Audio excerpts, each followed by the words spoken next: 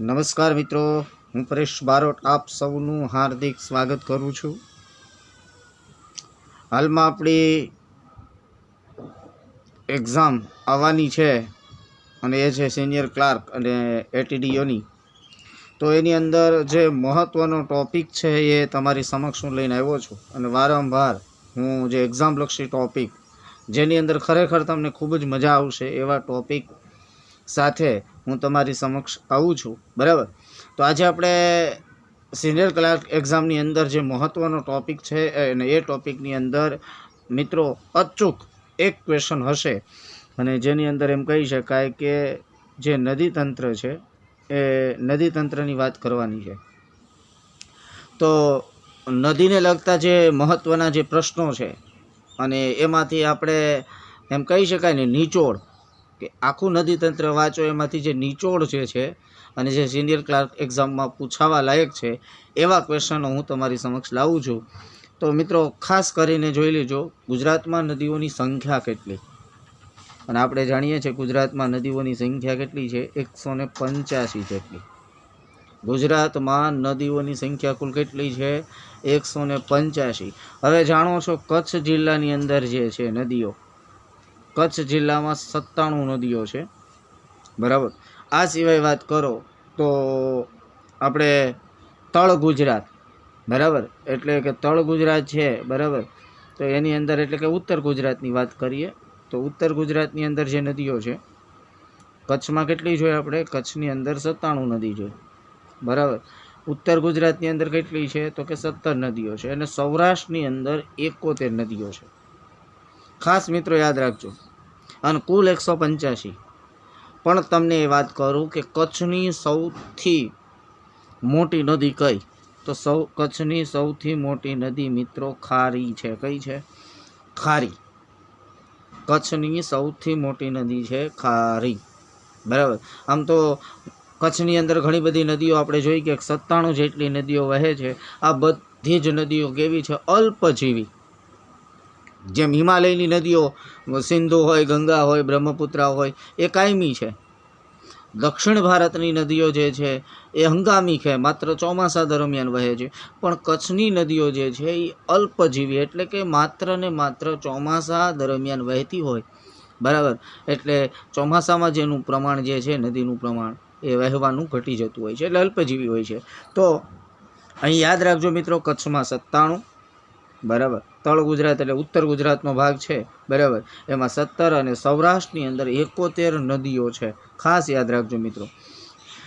બીજી વાત કરીએ કે ગુજરાતની સૌથી લાંબી નદી કઈ? યાદ રાખજો મિત્રો, સૌથી લાંબી અને સાબરમતી। ઘણાને પ્રશ્ન થશે કે ભાઈ સૌથી લાંબી અને સૌથી મોટી એમાં શું તફાવત? તો લંબાઈની દ્રષ્ટિએ પૂછે છે તો સાબરમતી છે, એમ કહી શકાય કે એની લંબાઈ 371 છે। ખરેખર સાબરમતીનું નામ, પ્રાચીન નામ શું છે ખબર? સ્વાભ્રમતી। યાદ રાખજો, સ્વાભ્રમતી। અને સાબર અને હાથમતી નદી પ્રાંતિજ નામના સ્થળે ભેગી થાય છે। યાદ રાખજો, સાબર અને હાથમતી નદી પ્રાંતિજ નામના સ્થળે ભેગા થાય છે અને ત્યાંથી એનું નામ એમ કહી શકાય સાબરમતી। સાબર અને હાથમતી નદી ભેગી થવાથી કઈ બને છે? સાબરમતી બને છે।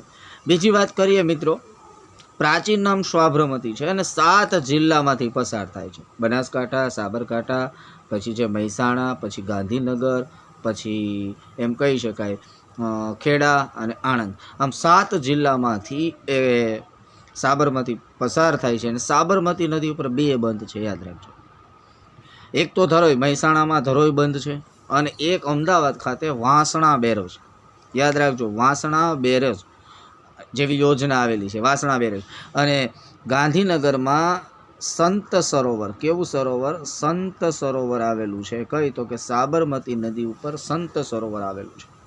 તો મિત્રો આપણે જોયું, યાદ રાખજો, મહેસાણામાં ધરોઈ બંધ અને અમદાવાદમાં વાસણા બેરેજ યોજના, અને એના ઉપર એક કૃત્રિમ સરોવર નિર્માણ કર્યું છે જેનું નામ છે સંત સરોવર। તો મિત્રો અહીં આપણે તો સાબરમતીની વાત કરીએ અને બીજી વાત કરીએ કે અમદાવાદના ધોળકા તાલુકાના વોંઠા ગામ પાસે 7 નદીઓ ભેગી થાય છે અને જ્યાં વોંઠાનો મેળો ભરાય છે, કેનો મેળો ભરાય છે? વોંઠાનો મેળો. અને મિત્રો ત્યાં 7 નદી ભેગી કઈ થાય છે? હા માસા મેવા ખાશે. જો માસી ખવડાવશે તો હા માસા મેવા ખાશે. યાદ રાખજો અમદાવાદ, અને ઘણી વખત એક્ઝામની અંદર પૂછાયેલો કે સાબરમતી જે સ્થળે મળે છે ત્યાં 7 નદીઓનું સંગમ થાય છે, જ્યાં વોંઠાનો મેળો ભરાય છે. બરાબર, વોંઠા ગામ છે ત્યાં મેળો ભરાય છે અને ત્યાં 7 નદીઓ કઈ કઈ? હા એટલે હાથમતી, મા એટલે માજમ, સા એટલે સાબરમતી, મે એટલે મેશ્વો, વા એટલે વાત્રક, ખા એટલે ખારી અને શે એટલે શેઢી. હા માસા મેવા ખાશે. યાદ રાખજો મિત્રો. બીજું એક સાબરમતીને લગતો એક બીજો ક્વેશ્ચન પૂછું કે સાબરમતીનું અંતિમ સ્થળ, કોઈ નદી છે ને જ્યારે ઉદ્ગમ સ્થળથી જ્યારે અંતિમ સ્થળ સુધી જતી હોય તો એનું અંતિમ સ્થળ કયું? તો યાદ રાખજો મિત્રો, આણંદના વડગામ પાસે, આણંદનું કેવું ગામ? વડગામ પાસે એક ખાડી આવેલી છે અને જેનું નામ છે કોપાલાની ખાડી. કેવી ખાડી? કોપાલાની ખાડીને મળે છે. યાદ રાખજો મિત્રો, આણંદના વડગામ પાસે કોપાલાની ખાડી જે છે ત્યાં મળે છે સાબરમતી. ક્લિયર? હવે સૌથી મોટી નદી, જો સૌથી લાંબી જોઈ તો સાબરમતી છે. સૌથી મોટી નદી છે નર્મદા. યાદ રાખજો, કુલ લંબાઈ એની 13-12, એટલે કે મધ્યપ્રદેશમાંથી નીકળે છે મૈકલ ટેકરીમાંથી, મૈકલ શ્રેણીમાં અમરકંટક નામનું શિખર. કેવું શિખર? અમરકંટક નામનું શિખર. અને શ્રેણી કઈ? તો કે મૈકલ શ્રેણી. યાદ રાખજો મિત્રો, મૈકલ શ્રેણી અને અમરકંટક શિખરમાંથી નીકળે છે, એટલે મધ્યપ્રદેશ અને ગુજરાતમાં 2 રાજ્યોમાં વહે છે. ગુજરાતમાં લંબાઈ કેટલી? તો કે 160. કુલ લંબાઈ કેટલી? કે 13-12. યાદ રાખજો.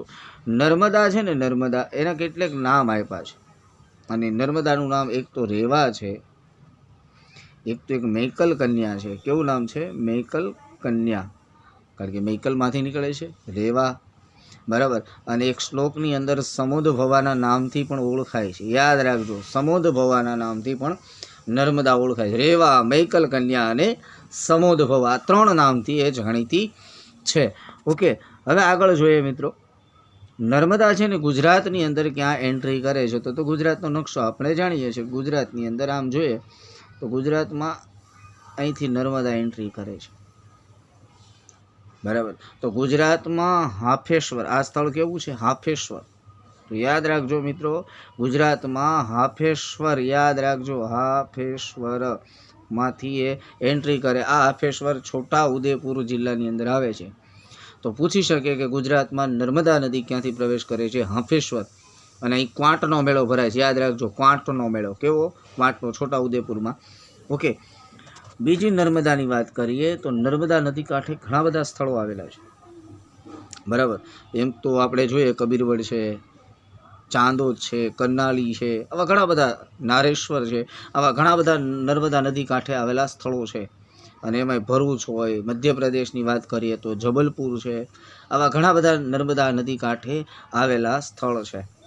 બરાબર. પણ નર્મદા નદીનું અંતિમ સ્થળ કયું છે? કોઈને ખબર છે અંતિમ સ્થળ? તો યાદ રાખજો, જે સમુદ્રને જ્યારે નર્મદા નદી મળવા જાય છે ત્યારે ભરૂચ પાસે કાવી કંબોઈ નામનું સ્થળ છે. કેવું? કાવી કંબોય. યાદ રાખજો, જેમ સાબરમતી કોપાલાની ખાડીને મળે છે એમ કહી શકાય કે નર્મદા નદી કાવી કંબોઈ સ્થળ છે ત્યાં મળે છે. યાદ રાખજો વિદ્યાર્થી મિત્રો, અંતિમ સ્થળ. અને જે હું તમને અત્યારે ટોપિક કહું છું ને, એ તમે નદી આખી ભણો તો વાંધો નહીં, પણ એમાંથી જે નિચોડ છે એ તમને આપું છું, જેથી તમને એક્ઝામની અંદર આ વસ્તુ તમે જોઈને જાઓ એટલે નદીને લગતો ક્વેશ્ચન તમે હેન્ડલ કરી શકો. ઓકે, બીજી વાત કરીએ. હવે મિત્રો નર્મદાની વાત કરી, નર્મદા ઉપર તો બંધ તમને ખબર છે, સરદાર સરોવર બંધ છે. ધોધ વાત કરીએ, ધોધ તો એક સુલપાણેશ્વર ધોધ છે. કેવો? સુલપાણેશ્વર ધોધ. આપણે જાણીએ છીએ સુલપાણેશ્વર નામના સ્થળે સુલપાણેશ્વર ધોધ આવેલો છે. અને એક મધ્યપ્રદેશમાં ભેડાઘાટ સ્થળ છે, ત્યાં ધુઆંધાર નામનો ધોધ આવેલો છે. યાદ રાખજો, એક સુલપાણેશ્વર ધોધ અને એક ધુવાધાર, 2 ધોધ આવેલા છે. બીજી વાત કરીએ સૌરાષ્ટ્રની સૌથી મોટી નદી ભાદર. મિત્રો યાદ રાખજો, સૌરાષ્ટ્રની કીધી છે, નહીં કચ્છની, નહીં ઉત્તર ગુજરાત, નહીં મધ્ય ગુજરાત કે નહીં દક્ષિણ ગુજરાત. સૌરાષ્ટ્રની સૌથી મોટી નદી કઈ તો કે ભાદર. ભાદર નદી ઉપર તો પિક્ચર બનેલું છે. પણ સૌરાષ્ટ્રની ગંગા પણ કહેવામાં આવે છે, અને સૌરાષ્ટ્રની ગંગા કહેવાય છે. શું કામ કહેવાય છે? કારણ કે ગંગા નદી કેવી છે, ભારતમાંથી ઉદ્ભવતી અને ભારતમાં જ એ વહે છે. આ થોડો ઘણો ભાગ બાંગ્લાદેશમાં છે, પણ મોટો ભાગ એમ કહી શકાય કે ગંગા નદીનો ભારતમાં છે. ઉત્તરાખંડ છે, બરાબર, પછી ઉત્તર પ્રદેશ છે, બિહાર છે, પશ્ચિમ બંગાળ છે, આ બધા રાજ્યોમાંથી વહે છે. એટલે ભાદર નદી પણ તમે જુઓ કે ભાદર નદી સૌરાષ્ટ્રમાંથી ઉદ્ભવે ને સૌરાષ્ટ્રમાં મળે છે. એટલે સૌરાષ્ટ્રની ગંગા પૂછે તો ભાદર, સૌરાષ્ટ્રની સૌથી મોટી નદી પૂછે તો ભાદર. નર્મદા નદીની જોડવા નદી તાપી. ઘણા વિદ્યાર્થી મિત્રો નહીં ખબર હોય, હું તમને સમજાવી દઉં કે તાપી નદી જે છે અને નર્મદા નદી જે છે એ આ રીતે એક સાથે નીકળે છે. અહીંથી એમ કહી શકાય કે નર્મદા અને આ બાજુ એમ કહી શકાય તાપી. બે નદી સમાંતર વહી જાય છે, બે નદીઓ સમાંતર વહી જાય છે. હવે તમે જાણો છો કે એક બાજુ નર્મદા અને એક બાજુ તાપી, બરાબર. તો તાપી છે ને મધ્યપ્રદેશમાં મહાદેવની ટેકરીઓમાંથી નીકળે છે, મધ્યપ્રદેશમાં મહાદેવ. અને તમે નર્મદા ભણી ગયા, આપણે મેકલ ટેકરી અમરકંટક શિખરમાંથી નીકળે છે. અને જુઓ તમે, બે સમાંતર વહી જાય છે. કેવી સમાંતર? આ બાજુ તાપી અને આ બાજુ નર્મદા સમાંતર વહે છે મિત્રો. અને વચ્ચે છે ને આ વચ્ચેનો ભાગ, આ વચ્ચેનો ભાગ, ત્યાં સાતપુડાની ટેકરી આવેલી છે. કેવી આવેલી છે? સાતપુડાની ટેકરી. મધ્યપ્રદેશની અંદર આ સાતપુડાની ટેકરી છે. સાતપુડા આમ તો ટાઈગર રિઝર્વ પણ છે, પણ નર્મદા અને તાપી એમ કહી શકાય કે આ સાતપુડાની ટેકરીમાંથી નીકળે છે. તો યાદ રાખજો, આ સમાંતર વહેતી હોવાથી બે સાથોસાથ, આ બાજુ નર્મદા આ બાજુ તાપી, એટલે એને જુડવા બેનો કીધી છે. ઘણા પ્રશ્ન થાય જુડવા બેન હું કામ કીધી, બરાબર. તો આપણે સોલ્યુશન થઈ ગયું. બીજી વાત કરીએ તો તાપી નદીનું મિત્રો પ્રવેશ દ્વાર. તો ખાસ યાદ રાખજો, બાય મિસ્ટેક તમે અહીં કરશો. તાપી નદી ગુજરાતમાં ક્યાંથી? તો કે હરણપાળ તાપી જિલ્લો. અને નર્મદા નદી ગુજરાતમાં ક્યાંથી પ્રવેશ કરે? તો કે છોટા ઉદેપુર. તમે યાદ રાખજો મિત્રો, નર્મદા નદી છોટા ઉદેપુરમાંથી, અને તાપી નદી તાપી જિલ્લાનું હરણફાળ નામનું. જો બેમાં મિસ્ટેક થઈ જાય ઘણી વખત, હરણફાળ ને હાફેશ્વર બે એક લાગે, બરાબર. તો નર્મદા જ્યારે પૂછે તો એ નર્મદા જ્યારે છોટા ઉદેપુરમાં આવે ત્યારે હાફવા લાગે, એટલે કે હાફેશ્વર નામના સ્થળે એ પ્રવેશ કરે છે, અને તાપી નદી જે છે એ હરણફાળ નામના સ્થળે એન્ટ્રી કરે છે.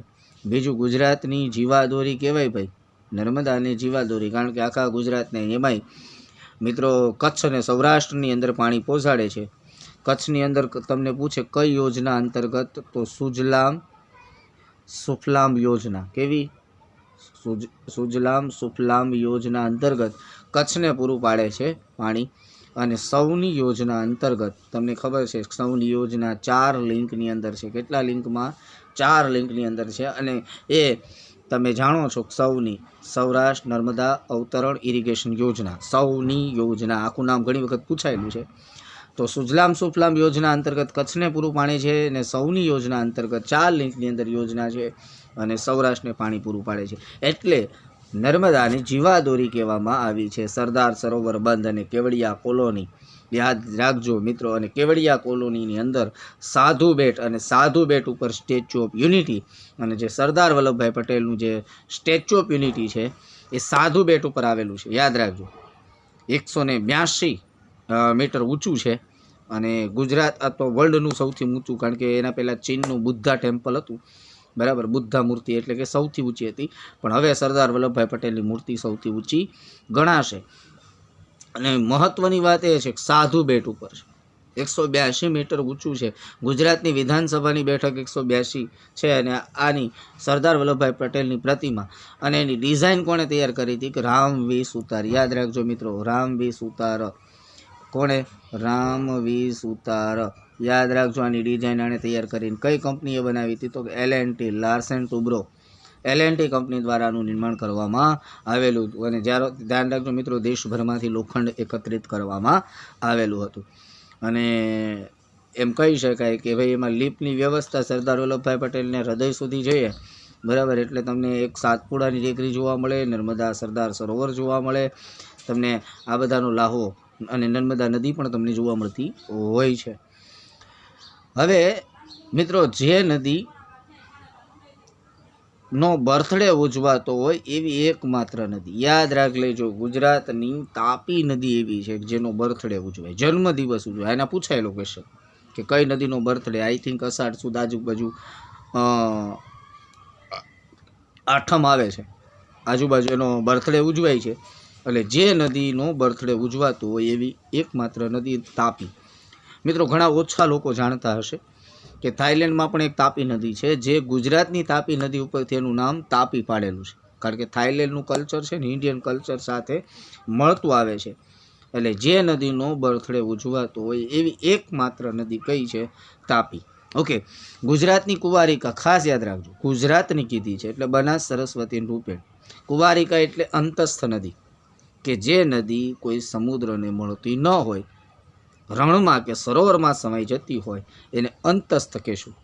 એટલે મિત્રો યાદ રાખજો, બનાસ, સરસ્વતી ને રૂપેણ યાદ રાખજો, કચ્છના રણમાં મળે છે એટલે કોઈ સમુદ્રને મળતી નથી. બનાસ, સરસ્વતી, રૂપેણ આ ત્રણેય અંતસ્થ છે ગુજરાતની. અને સૌરાષ્ટ્રની અંતસ્થ પૂછે તો મચ્છુ, બ્રાહ્મણી ને ફાલ્ગુ. યાદ રાખજો, સૌરાષ્ટ્રની અંતસ્થ અથવા કુંવારિકા.